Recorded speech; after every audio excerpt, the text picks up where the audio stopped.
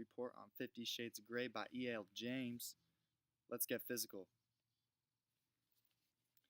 Alright. So the theme I chose for this book was whips hurt feelings and relationships. No, I'm just kidding. It's actually submission leads to resistance. We'll cover this more towards the end. Got you. All right. Let's kick it off with some characters. I focused on the main characters that had something to play in the story. Anna was portrayed as being shy, self-conscious student at Washington State University in Vancouver, studying English. She is a virgin before she meets Christian. All right, Christian, extremely wealthy entrepreneur who lives in Seattle. He was orphaned when his drug dealing mother committed suicide when he was only 4. He was adopted when he was 15. He has had 15 BDSM relationships prior to Anna. He is portrayed as loving but obsessive. Jose. Alright, Jose is a photographer and is good friends with Anna. He is in a romantic competition for Anna with Christian.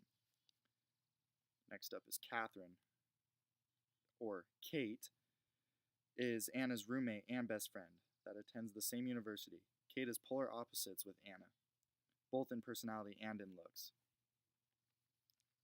Grace, adopted mother of Christian. She is caring and motherly towards Christian.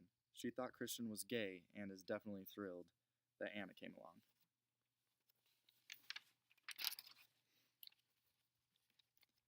Alright, next up we have the setting. The setting of the story takes place in Seattle and Vancouver, Washington. Seattle is where Christian lives and does his business. And Vancouver is where Anna lives and attends college at Washington State University, studying English, as I said before. Next up we have the antagonist. Let me read a short little bio for you. Christian Grey. Christian meets Anna when she comes to an interview and is instantly infatuated with love for her. He is very obsessive. He is so obsessive he tracks Anna's phone when she drunk dials him one night. It is revealed later in the book that Christian has a dark side. He likes his relationships to be BDSM, with him being the dominant. He scares Anna with showing her the red room, but is always sure to respect Anna's boundaries. But the two fall out when Christian punishes Anna too hard at the end of the book. Alright. Next up we have the protagonist, Anna. Alright, well Anna is definitely the protagonist. Although Christian thinks she is beautiful, she has never recognized that herself.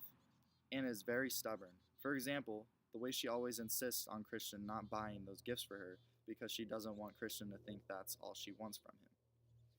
We see Anna transform as the story goes on. When Anna saw the playroom, she said it looked like a red womb, which is symbolic of Anna's rebirth at the end of the story. Alright, let's go right into conflict. My conflict was the struggle between lust and love. Here are the definitions for them both, and you can see the difference for yourselves. Alright, love, an intense feeling of deep affection. Lust, very strong sexual desire. In the story, the whole conflict was finding the difference between lust and love, or even finding love in lust. Alright, to wrap things up. Conclusion. This book had my mind spinning.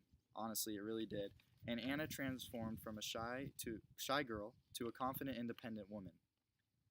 We live in a world where businesses get so powerful the law can't even touch them. Society wants nothing more than to put you in a box and define you. I think people love this book because, like Anna, we all have